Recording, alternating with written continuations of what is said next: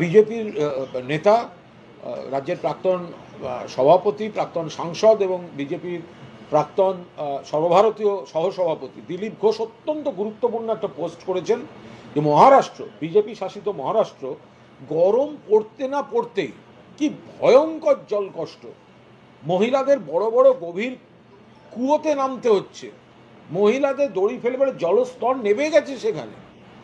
কে post করছেন? বিজেপির নেতা দিলীপ ঘোষ। মহারাষ্ট্রে কাদের সরকার? বিজেপির সরকার।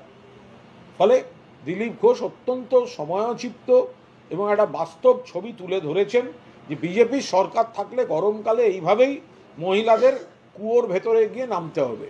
ফলে বাংলায় মমতা ব্যানার্জির সরকার জল ভরো জল ধরো থেকে আরম্ভ করে পরের পর আরও টিউব কল বসানো, আরও নলকূপ বসানো, আরও গভীর নলকূপ বসানো, এখন তো একদম বাড়ি বাড়ি নলবাহী জল আসছে, সেই প্রজেক্ট চলছে বাংলায়।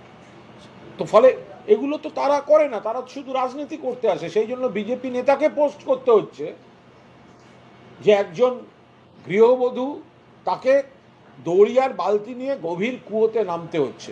এটা দিলীপ ঘোষ অত্যন্ত সময়োপযোগী সঠিক পোস্ট করেছেন।